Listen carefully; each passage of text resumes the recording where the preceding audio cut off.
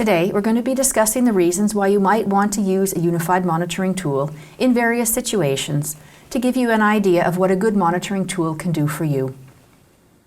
We'll start with a definition of unified monitoring, and then the main part of the presentation will be reasons why you would want to use a unified monitoring tool in various scenarios. When everything is running well, when it's not, and when you're planning changes to your network. We'll then discuss some of the financial reasons for using a good monitoring tool and how it can improve your life as an IT admin. Finally, we'll end with a discussion of how to select the unified monitoring tool that's the best fit for your needs. Let's start with a discussion of what exactly we mean when we say unified monitoring. According to Wikipedia, network monitoring is the use of a system that constantly monitors a computer network for slow or failing components and that notifies the network administrator via email, SMS, or other alarms in case of outages. Now, this is a really good start.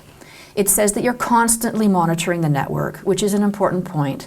Monitoring tools are not fired up only when you have an issue that you need to debug, but rather quite the opposite. They run permanently in the background, collecting data and analyzing the state of your infrastructure. What kind of data do they collect?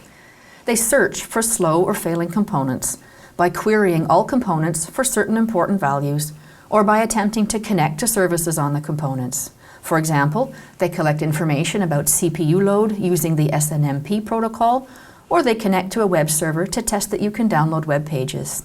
And the third important point in this definition is that they actively notify you when something has gone wrong. You don't need to keep checking everything yourself. These systems will tell you when they discover a problem. So you don't need to leave a ping running to make sure your internet connection is up, and you don't need to manually check every morning that the overnight backup ran correctly. Now, Wikipedia's definition is for network monitoring, not unified monitoring, so we need to add a little bit to this definition. First of all, we're not talking only about network components like switches or firewalls.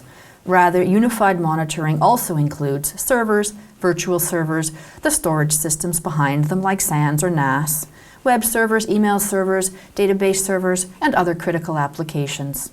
In addition to the actual hardware, we need to include services such as DNS or DHCP, because without them, the rest of your infrastructure is useless. And finally, we don't want to only collect performance metrics, we would also like to simulate user experience. There's a big difference between knowing that your web server is up versus knowing that your users can actually log in and that the content being served is correct. There's a very, very wide range of tools available, starting with freeware software up to highly specialized hardware appliances with corresponding prices from free up to 6 figures.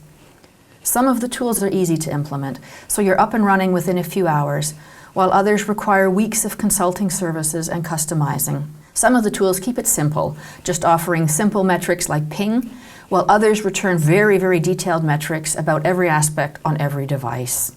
Some of the tools focus on one specific area of monitoring, such as very detailed net flow analysis, while others give a broad general purpose overview of your network.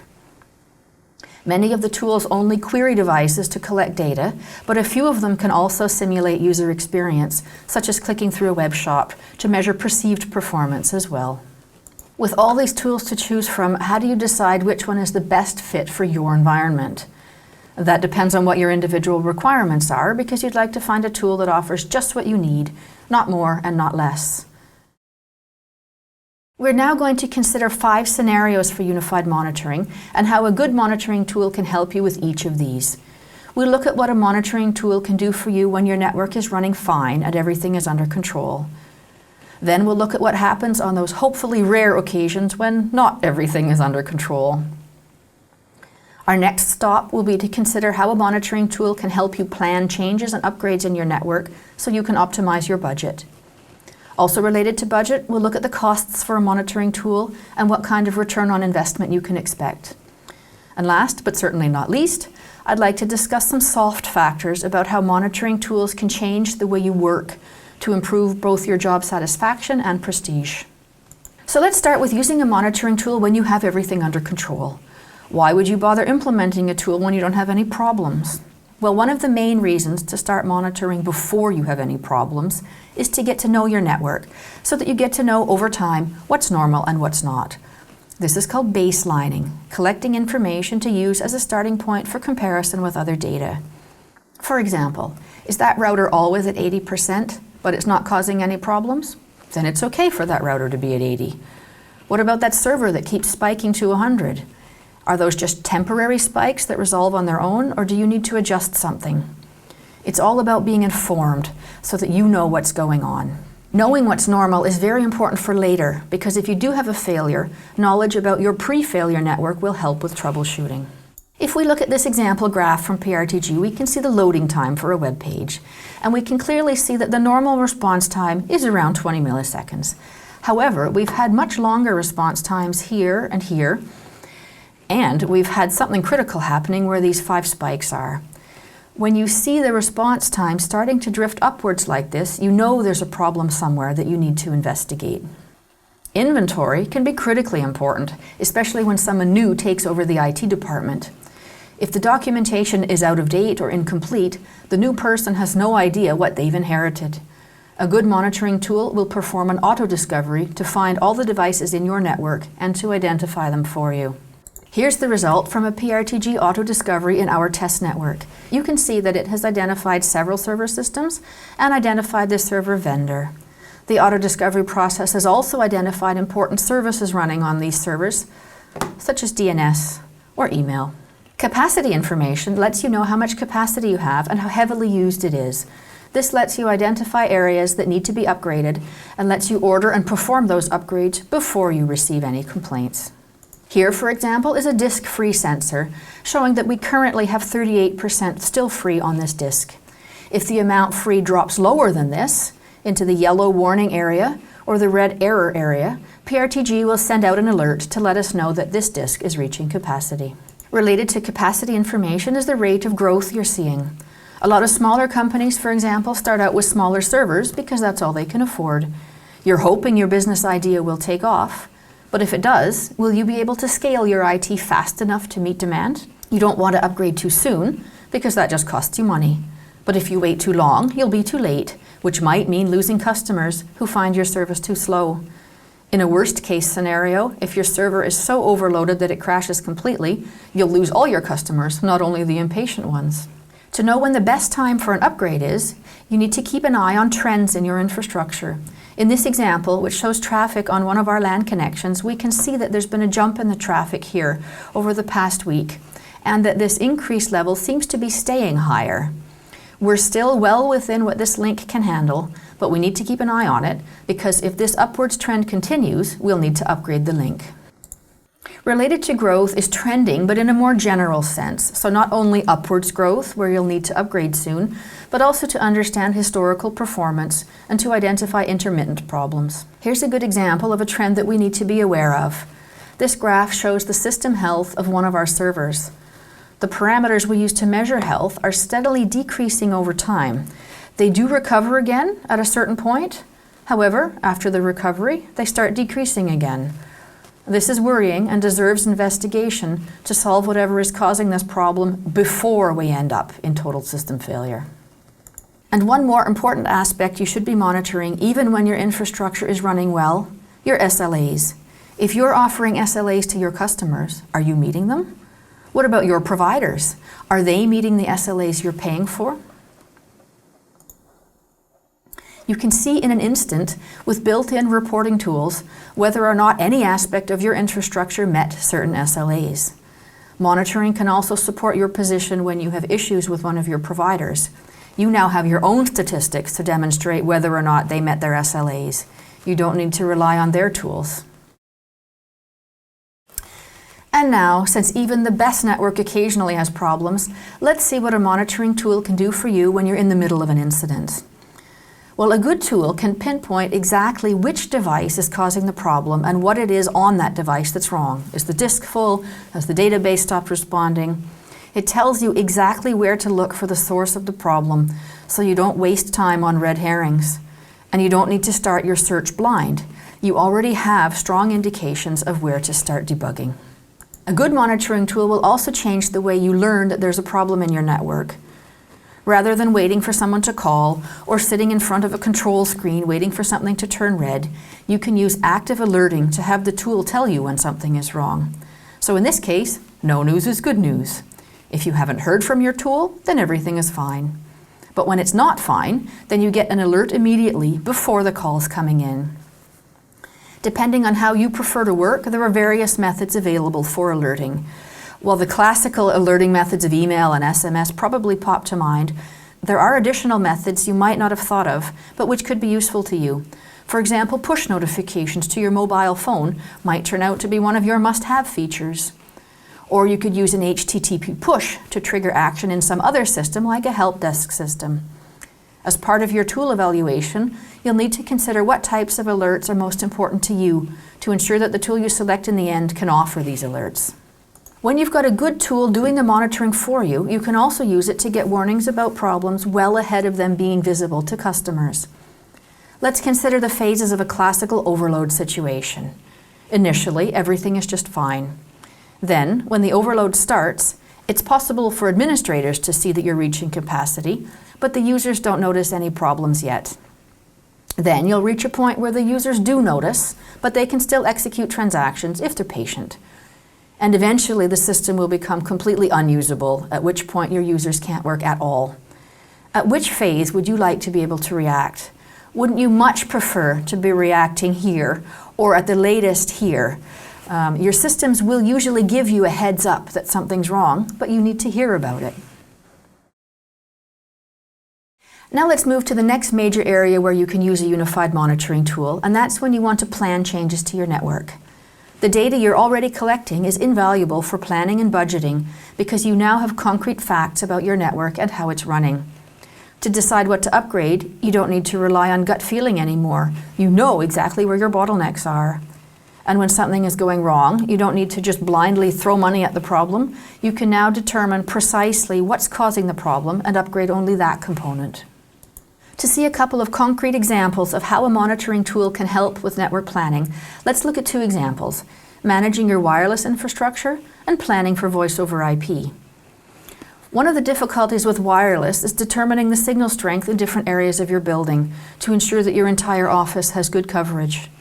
There are planning tools that can help you here, but they're based on average calculations and don't necessarily take into account your specific physical constraints. Rather than relying on theoretical calculations, you have another option. You can install a PRTG mobile probe on your cell phone and walk around your office with the phone in your hand to measure the real signal strength in different areas. You could also leave a few old phones that nobody needs anymore spread around your office to have ongoing measurements of the signal strength. If we now look at voice over IP, we have another excellent use case for a monitoring tool. When you're planning for voice over IP, you want to know ahead of time whether your current infrastructure can handle real-time traffic, so that you don't end up needing expensive emergency upgrades after the rollout. With time-critical services such as voice over IP or video conferencing, bandwidth alone is not the critical factor. You need to guarantee service and quality levels across your entire infrastructure. To do this, you can use PRTG's built-in quality of service sensors to measure parameters that are relevant for real-time protocols, such as jitter and delay in your network. And you can measure these values before you implement voice over IP, using tools that are already on board in PRTG, so you know ahead of time whether or not your current infrastructure is up to the task. And now I'd like to move on to some financial aspects of implementing a monitoring tool. Probably the most common reason why you don't yet have a monitoring tool is that you believe you can't afford one. What I'm now going to show you is that you can't not afford one. I've already mentioned that unified monitoring tools can help you optimize your budgeting. However, a good tool can save you money in other areas too, and we're going to look at some more concrete numbers now.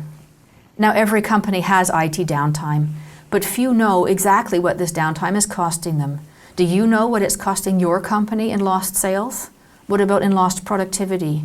Do you have a good feeling for how much you lose for each hour of downtime? I think this is particularly important for small and mid-sized businesses because they often can't afford redundant infrastructure. So any failures directly affect both internal users and customers. What kind of financial impact does this have? I have here a study from the Aberdeen Group in which they compared 134 organizations worldwide. The green columns are data from 2010 and the orange are from 2012. If we look just at the more recent results from 2012, on average, these companies lost approximately $138,000 per year due to IT downtime. Even the very best companies here under best of class, lost approximately $100,000 per year.